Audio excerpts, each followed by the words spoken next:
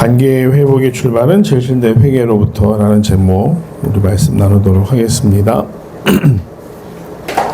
이 형들이 드디어 아버지의 권면에 따라서 애굽으로 내려간 요셉 앞에 서게 됩니다. 그런데 그때 요셉이 형들을 알아보게 되는 거죠. 그리고 그 마음이 어땠을까요?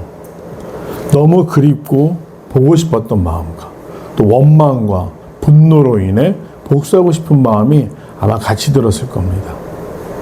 요셉이 총리가 되어 애굽의 일들을 회고하면서 자신에게 하나님이 어떻게 인도하셨고 왜 이런 일들이 있었는가 생각해 볼 때 아마 자기가 당한 일들 자체는 정말 용서하기 힘들고 어려운 일이었지만 이 또한 하나님의 섭리 가운데 있었다라는 깨달음이나 먼저 마음으로 형들을 회개해야겠다라는 생각이 없었다고 한다면 그 당시 형들을 보자마자 어떻게 행동했을까요?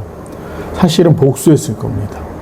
그들에게 자신이 그 오래전에 형들이 13년 전에 팔아넘겼던 그들의 동생인 것을 밝히고 이제는 권력을 가지고 형들 앞에 서서 이제 자기 앞에 그 꿈의 성취, 그 곡식단들과 별들이 절한 것과 같이 그 조아리고 있는 형들을 보면서 복수했을 것입니다.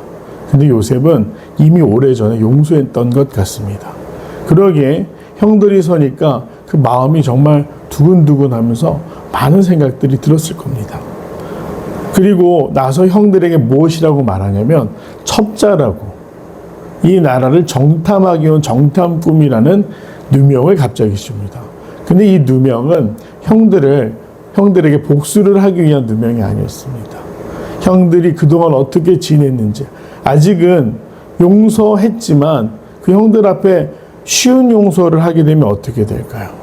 형들은 또 의기양양하고 기고만장해서 요셉의 권력을 이용하려고 하겠죠. 그러니 형들에게 정탐꾼이라는 누명을 씌워서 그간의 일들을 묻고자 했습니다. 그러니까 형들이 놀라서 이 요셉 앞에서 우리 정탐꾼이 아니라고 말하고 그 팔레스타인 땅에서 온 형제들이고 우리에게 12형제였지만 한 사람은 죽고 사라지고 한 사람만 남아서 그 중에 10명이 우리만 왔습니다 라는 이야기를 합니다. 자세하게 밝히지는 못했지만 요셉이 궁금했던 것, 아버지가 살아계신지 그리고 자기 동생 베냐민은 혹시 자기처럼 형들이 또 해한 것은 아닌지 수많은 걱정과 근심 속에서 베냐민도 무사다라는 얘기를 듣고 그 근황을 듣고 난 후에 그 마음은 아마 평안을 얻었을 것입니다. 그리고 이제 이 형들에게 아우엘로 말미암아 범죄하였도다. 이 총리가 자신들에게 정탐꾼이라 누명을 세우자 형들은 지금 난리가 난 것이죠. 그래서 이 사람들은 요셉이 히브리 말을 못 알아듣는다라고 생각을 해서 지금 자기들끼리 대화하는 것이 바로 오늘의 본문입니다. 먼저 나온 이야기는 무엇입니까?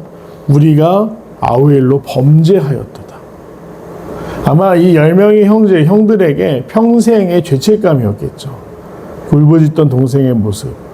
그 당시는 감정에 따라 행동해서 통쾌했겠지만 사실 잘못된 일은 통쾌함으로 끝나지 않습니다. 계속해서 그 마음에 침이 됩니다. 그래서 형들은 우리가 동생일로 말미암아 그 애걸하는 동생을 보고 그 괴로움을 보고 듣지 아니하였으므로 이 괴로움이 우리에게 임하도다. 아니 살다 보면 수많은 잘못을 했겠죠. 첫 번째 뭡니까? 세겜 땅에서 학살을 저질렀습니다. 또 르우벤 같은 경우는 아버지의 침상을 더럽혔습니다. 그런데 뭐 잘못된 일이 한두 개 있습니까? 근데 그들 마음 가운데 가장 크게 남은 건 존속을 했다는 거죠. 가족을 했다라는 것. 그렇기 때문에 고통받고 있는 그 동생을 떠올리기 시작한 거죠. 그러자 르우벤이 원망합니다. 내가 분명히 얘기했다. 죽여서는 안 된다. 그랬는데 그리고 잠시 자리를 피했지만 돌아와서 원래 르우벤이 하렸던 건 무엇이죠? 동생을 구해주려고 했습니다. 그런데 그 사이에 이 시므온과 레이가 중심이 돼서 요셉을 팔아넘겼고 아마 르우벤은 동생을 지키지 못했다는 생각 때문에 또 바로 이 사건이 벌어지자마자 9명의 동생을 원망하고 있습니다. 그 형들의 모습을 보면서 요셉의 반응이 정말로 착해도 이렇게 착할 수 있을까? 자기에게 그 잊을 수 없는 고통을 준 형들을 보면서 자리를 펴 눈물을 흘립니다. 요셉은 이미 오래전에 용서했겠지만 실제로 눈앞에 그 사람들이 나타났을 때, 자기 형제들이 나타났을 때 진짜 용서를 하게 되는 것이죠. 그리고 다시 돌아와서 그들 중에 시므온을 결박하고 이제 돌아가서 막내 동생을 데리고 오지 않으면 곡식을 더 주지 않겠다. 너희들은 정탐 꿈이 왔다. 이런 이야기를 어제 본문에서 이야기를 합니다. 그러니까 형들이 난리가 난 겁니다. 속으로 왜 난리가 났죠?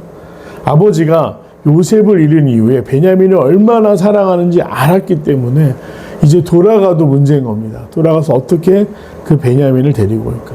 그러나 요셉이 그렇게 했던 이유는 복수하기 위함이 아니죠. 베냐민을 너무나 보고 싶었기 때문에.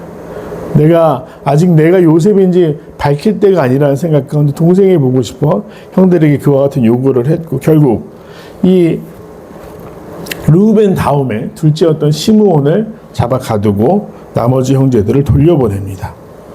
이 9 형제가 돌아가는데 요셉이 어떻게 했느냐?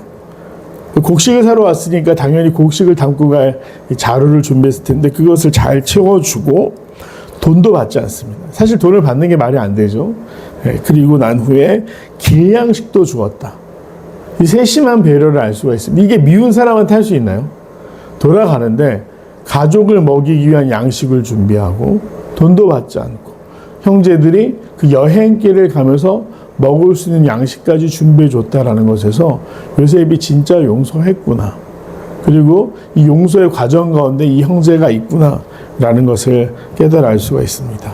우리 주일날에도 말씀을 같이 나눴고 지난주 내내 우리가 얘기하겠던 부분, 과거로부터 자유할 수 있는 것은 용서다. 그리고 내일을 기대해야 된다는 것. 이미 요셉은 내일의 시간을 사는 사람들이었고 형제들의 시간은 여전히 과거 속에 머물러 있었습니다. 그리고 이 일을 통해서 가족이 회복하게 되는 그런 은혜를 또 누리게 되는 것이 내일부터 시작될 본문들 가운데 등장하게 되죠. 그래서 오늘 말씀을 보면 요셉이 정말 하나님 앞에 신실하다라는 것은 자기의 감정이나 경험이 우선되는 게 아니라 하나님의 뜻이 우선되는 삶을 끝까지 살아내고 있었다라는 것을 볼 수가 있고, 오늘 본문에 직접적으로 등장하지 않았지만 요셉의 마음에는 이미 용서가 있었다.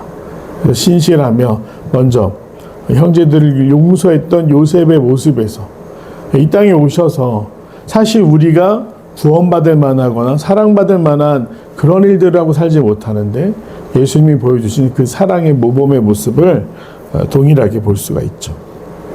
소망하기는 우리도 내일의 시간을 살기 위해서 과거로부터 정말 하나님이 온전히 자유하게 하시고 나의 쓴뿌리들이 계속 걸림돌이 되지 않도록 자유케 하시는 그 은혜를 누릴 수 있는 귀한 성도들이 되시기를 간절히 소망합니다. 내용 관찰부터 다시 한번 살펴보도록 하겠습니다. 1번, 형제들은 자신들에게 닥친 괴로움의 원인이 무엇이라고 고백합니까? 자신들이 요셉을 미디안 상인에게 팔아 넘긴 일. 사실은 첫 번째 목적은 죽이려고 했었죠. 그러나 죽이지는 못했고 팔아 넘긴 일을 기억하면서 우리가 애걸할 때 그 마음의 괴로움을 보고 듣지 아니하였다. 그 동생의 비명소리, 울음소리가 아마 자다가도 꿈에 자꾸 등장, 환청처럼 듣기도 그랬었을 것 같습니다. 2번, 요셉은 형들의 말을 듣자 어떤 반응을 보입니까? 잠시 자리를 피해 울고 돌아옴. 이것은 이미 마음에 용서했다라는 걸 알 수 있는 행동입니다.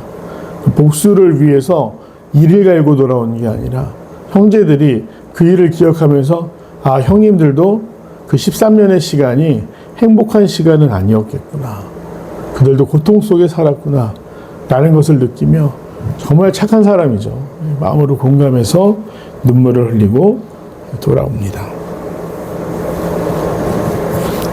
3번, 요셉은 왜 형제들의 앞에서 감정을 드러내지 않고 자리를 떠나가서 옵니까? 거기서 바로 운다면 너무 이상한 일이 되겠죠. 이 용서의 과정이지만 쉽게 형들이 그냥 정말 쉬운 용서를 받은 사람은 말이 안 되는 겁니다. 저는 이창동 감독이라는 분이 만들었던 밀양이라는 영화가 있습니다. 전도연이라는 배우가 나오는데요. 자식을 유괴범에게 잃게 되죠. 그래서 이 여인이 정말 고통 속에 살아갑니다. 그래서 어떻게 되냐면 신앙을 갖게 돼요. 그래서 눈물로 기도하면서 자식을 잃은 슬픔을 어떻게든 극복해 보려고 합니다. 그리고 어떻게 되죠? 이제 용서해야겠다는 결단을 내립니다. 그리고 감옥의 그 유괴범을 찾아가 면회를 하게 되는데, 여기서 정말 우리의 한계, 연약함에 대해서 이창동이란 감독이 얼마나 냉철하게 보고 있는지가 드러납니다. 이 감옥에 갇힌 범인이 그 안에서 크리스찬이 돼요. 그리고 먼저는 그러면 어떻게 해야 되죠? 편지를 쓰던 자기가 상처를 줬던 사람들에게도 용서를 구하는 게 맞는데 스스로 자기를 용서한 거예요. 자기 죄를 고백하는 거랑 내가 이제 용서받았기 때문에 나는 죄인이 아니야라고 말하는 건 다릅니다. 면회로 온 전도연에게 자기도 신앙을 갖게 됐음을 이야기하고 자기가 자유하다는 식으로 말을 하니까 어떻게 되죠? 거기서 전도연이 완전히 미쳐버려요. 거기서 말하는 건 쉬운 용서에 대한 이야기였죠. 저는 아직도 그 장면이 잊혀지지가 않습니다. 그래서 우리가 살아가면서 겪게 되는 수많은 그런 잘못된 일들, 또 용서가 필요한 일들을 볼 때 용서라는 건 누구의 입장에서 이루어져야 되는가를 좀 많이 생각해요. 하나님은 우리 용서하시지만 우리가 잘못한 사람들에게 가서, 예수님도 뭐라고 하십니까? 형제에게 나가라고 하거나 잘못한 일이 생각나거든 예배를 드리러 오기 전에 먼저 가서 형제 화해하고 오라고 말씀하셨어요. 그런 것처럼 오늘 형들 앞에서 잠시 자리를 피한 거, 이 요셉은 당장이라도 형들을 안아주고 싶었겠지만 그들에게 쉬운 용서가 아직 아니었기 때문에 또 그들 입으로 자신들의 잘못을 깨닫기에 잠시 자리를 피하고 돌아옵니다. 형제들의 죄를 고백하는 모습을 듣자 감정을 억누른 채 자리를 따라 울었던 요셉을 보며 무엇을 느낍니까? 신실한 사람이 맞다. 자신의 감정에 따라 복수하는 것이 아니라 하나님의 말씀, 하나님의 뜻대로 자신의 형제들을 용서하려고 노력하는 것을 느낄 수 있죠. 우리가 얼마나 정말 이상하게 감정이입이 많이 되는데 얼마나 많은 생각들을 했을까? 또 얼마나 그 마음이 요동치듯이 고통스러웠을까 생각해 볼 수 있습니다. 5번 결단과 적용입니다. 잊고 지냈던 잘못이나 남에게 준 상처를 돌아보며 회개된다는 언제입니까? 하나님의 뜻에 따라 관계 회복을 위한 화해와 용서를 실천하기 위해 무엇을 실천하겠습니까? 어린 시절에 악의 없이 한 행동인데 나의 무지로 인해서 했던 행동들이라든지, 아니면 아직 우리가 서툴고 이 감정을 표현하는데 문제가 많아서, 그러니까 행동이 성숙하지 못해서 벌어졌던 일들은 여전히 우리 힘들게 합니다. 어린 시절에 친구랑 싸웠던 일, 또 자녀를 기르면서 가끔 그런 일들 생각나지 않으십니까? 내가 부모로서 참고 아이를 안아줬어야 되는 상황에서 다그치거나 매를 들거나 혼냈던 일들을 보면 어느 날 잊고 살다가도 불현듯 생각나서 괜히 미안해지기도 하고, 또 마음 한켠이 아련해지기도 하는 일들, 또 부부 사이에도 마찬가지고 친구 사이에도 마찬가지입니다. 해서는 말 안 될 말이나 행동들을 통해서 했던 일들이 우리가 그냥 아무렇지 않게 살아가는 것 같지만 불쑥불쑥 찾아올 때가 있습니다. 그럴 때면 정말 내가 그때 더 잘하지 못했던 것들이 많이 후회가 되죠. 그러나 앞서 말씀드린 것처럼 우리가 용서해야 될 때, 또 용서받아야 될 때 어떻게 해야 됩니까? 그 당사자에게 먼저 고백하는 것이 중요하다. 그건 그냥 마음으로 되는 일이 아니라 손을 내밀고 안아줄 때 비로소 가능해지는 일이다. 그러다 보면 그 꼬인 실타래가 너무나 쉽게 풀릴 때도 있고요. 이미 상대방이 용서했다라는 걸 깨달을 때도 있고, 그렇기 때문에 그냥 소극적으로 나 혼자 그 죄책감으로부터 자유하려고 나를 용서하는 것이 아니라 내가 용서를 구해야 될 상황에게도 그래서 용서받는 것도 중요하다. 이런 생각을 해보게 됩니다. 오늘 요셉의 성숙한 태도와 또 큰 사랑 때문에 더 큰 사랑이 품는 거 아니겠습니까? 형들을 품고 있는 모습을 보면서 또 이 앞으로 전개된 일들을 우리가 이미 알고 있지만 생각해 볼 때 요셉이 보여준 용서의 모범이 하나님이 원하시는 용서이고 또 예수님이 보여주신 모범이기에 우리도 그와 같이 우리가 용서를 할 때는 더 이상 과거에 얽매이지 않을 것, 우리가 용서받아야 되는 상황이라면 인정하고 그 앞으로 나아갈 것. 오늘 본문을 통해서 우리가 배울 수 있습니다. 진실된 회개, 진실된 용서는 직면하는 것이죠.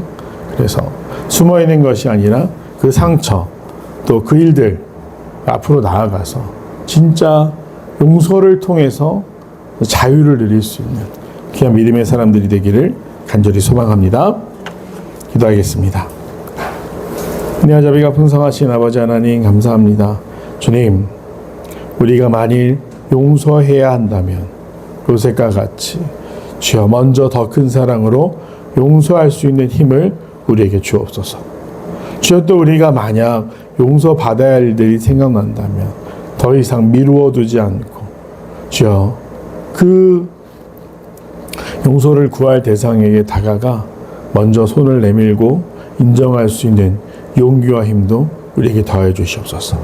그래야 내일을 소망하며 살아가기 원하오니 과거 속에 살아가는 것이 아니라 하나님이 보여주시고 이루어주시고 또 소망으로 만드실 일들을 기대하며 살아갈 수 있도록 귀한 성도들을 붙들어 주시옵소서. 감사드리며 사랑하는 예수님의 이름으로 간절히 기도드립니다. 아멘.